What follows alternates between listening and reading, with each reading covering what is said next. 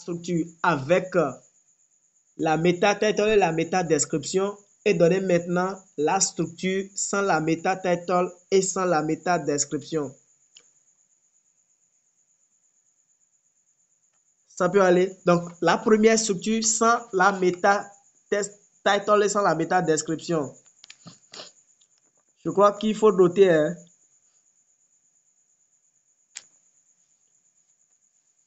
Premièrement, un article web doit avoir un titre.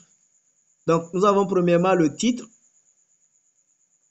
Le titre, c'est la partie qui est la plus importante. Ça fait partie des parties les plus importantes. Lorsque vous avez un bon titre, cela promet un bon article.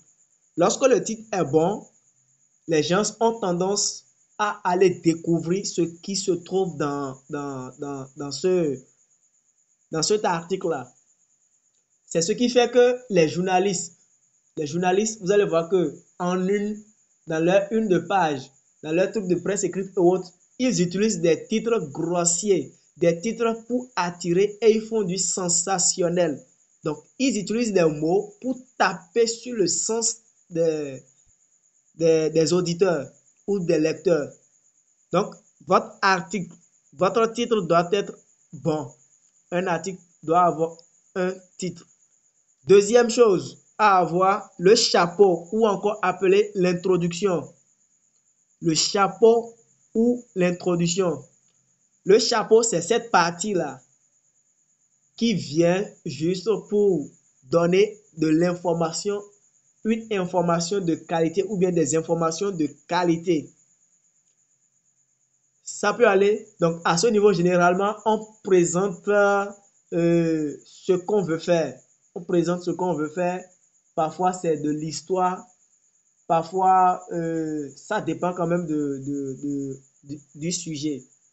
Vous voyez? Donc, le chapeau, c'est là qu'on donne en quelque sorte la qualité de l'information. Ici, ce n'est pas la quantité, c'est la qualité seulement qu'on regarde. La qualité.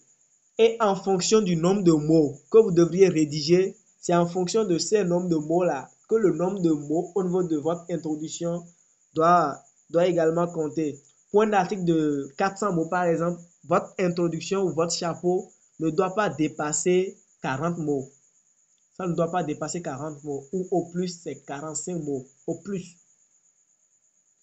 Pour un article de 1000 mots, au plus, c'est 70 mots. 70 mots, 100 mots, au plus.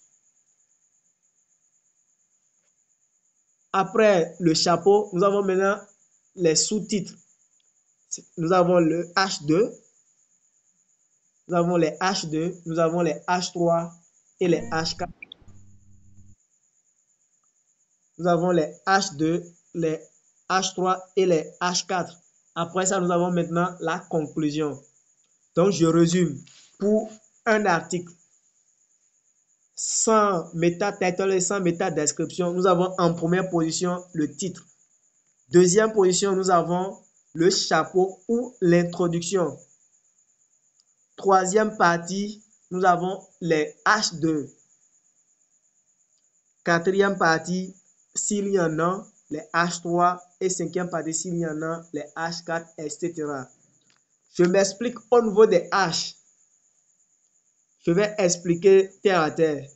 Lorsque on veut faire de la dissertation ou bien on veut faire de l'exposé au collège, on prend grand 1, grand 2, grand 3.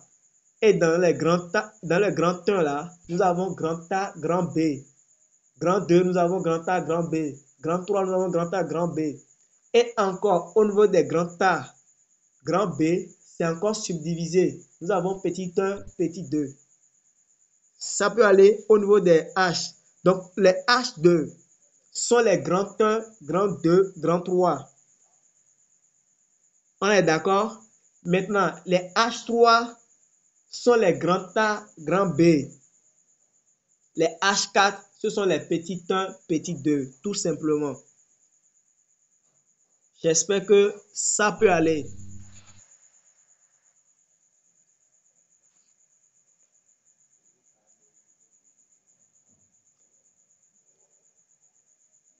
Pour finir, je vais vous montrer le principe de la pyramide inversée. Donc, votre introduction ou bien votre titre doit être accrocheur. Votre titre doit être accrocheur et là, on donne l'essentiel de l'information. Le développement, c'est argumenté. Ça peut être illustré avec des photos, avec des vidéos et des liens. Et maintenant, la conclusion qui devient, ou encore le CTA appelé Call to Action, qui consiste à inviter l'internaute à faire une action. Ça peut aller. Pour Madame Céline, nous sommes au niveau de la structure d'un article. Nous sommes au niveau de la structure d'un article. Donc, la deuxième structure, tout ce que nous avons pris là, pour la première structure, on ajoute à cela. Mais en haut, on prend la meta title vient en première position. La meta title vient en première position. Ensuite vient la meta description. Ensuite, le titre, puis l'introduction, les H2 et maintenant la conclusion. Donc, je me résume. Pour la structure d'un article avec un meta title, avec de la meta title, meta description, ce qui vient en première position, c'est la meta title. La meta title consiste à reformuler le titre qui vous a été donné par le client. La méta description, comme je l'ai dit, c'est un résumé, en quelque sorte une conclusion et un résumé de ce que l'internaute aura à découvrir dans votre production. Puis le titre maintenant même vient. Le titre. Après le titre, nous avons l'introduction. Après l'introduction, nous avons le corps de devoir qui est composé des H2, des H3, des H4 et on dit HN. Et enfin, la conclusion qui est le CTA, le call to action, tout simplement. Le call to action. Est-ce que ça suit?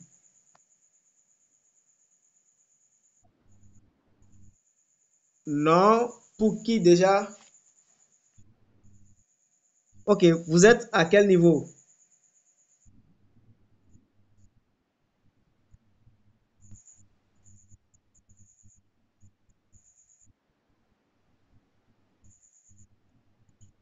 Oui.